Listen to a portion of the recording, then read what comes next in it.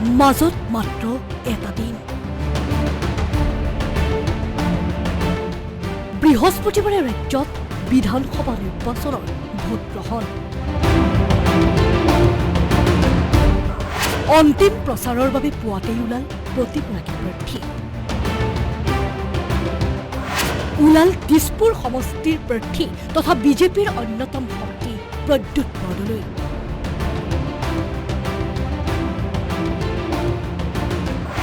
ওলাল একালৰ প্ৰিয় ভগ্নী তথা আজিৰ মূল প্ৰতিদ্বন্দ্বী কংগ্ৰেছৰ মীৰা বৰঠাকুৰ গোস্বামী।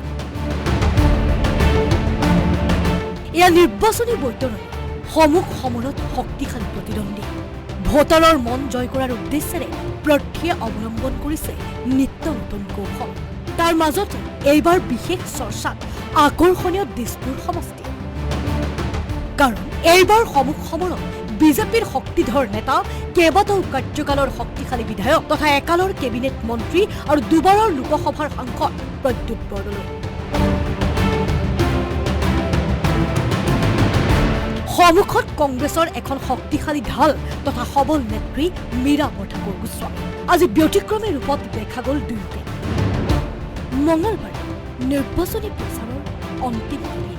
বিয়লি ৫ বজাৰ লগে লগে অন্ত পৰিল নিৰ্বাচনী প্ৰচাৰ। দুপৰীয়া ঠিক ১২ বজাৰ পিছত অন্তিম প্ৰচাৰ অভিযানত ৬ মাইলত উপস্থিত হ'ল দুই দলৰ নিৰ্বাচনী সমৰ্থক। এয়া সমৰ্থকৰ মাজেৰে ধীৰে ধীৰে আগবাঢ়িছে প্ৰদ্যুৎ বৰদলৈৰ বাহন। ৰাইজলৈ সঁহাৰি বিচাৰি হাত জোকাৰি বৰদলৈৰ অভিবাদন। সমুখেৰে প্ৰায় ৫ শতাধিক সমৰ্থকেৰে আগুৱাই আহিছে বৰদলৈৰ একালৰ প্ৰিয় ভগ্নী তথা বৰ্তমানৰ মূল প্ৰতিদ্বন্দ্বী মীৰা বৰঠাকুৰ গোস্বামী। হঠাৎ দুয়োৰে দুয়োলৈ পৰিল চকু।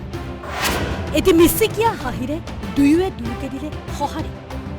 হাত জোকাৰি দুয়োলৈ চাই দিলে বাই বাই। ৰাজনীতিত পৰিপক্ক দুই নেতা নেত্ৰীৰ এয়া দুয়োলৈ যেন আগতীয়া নিৰ্বাচনী শুভেচ্ছা।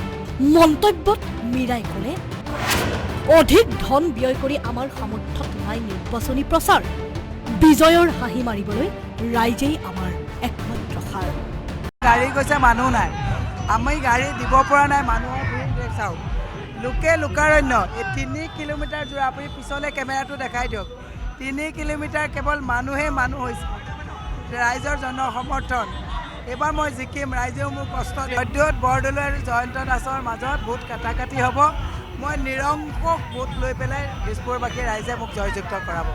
আজি সামাজিক মাধ্যমৰো চৰ্চাত আছে দুই শিক্ষিত পৰিপক্ক নেতাৰ আচৰণ অভিব্যক্তি। কিয়নো ৰাজনীতি এক পাশা খেল, কিন্তু তাৰো ঊৰ্ধত থাকে মানুহৰ নৈতিক স্থিতি। গুৱাহাটীৰ পৰা ভিডিঅ' জাৰ্নেলিষ্ট শ্যামলৰ সহযোগত ৰুবুল ৰহমানৰ ৰিপৰ্ট, আছাম।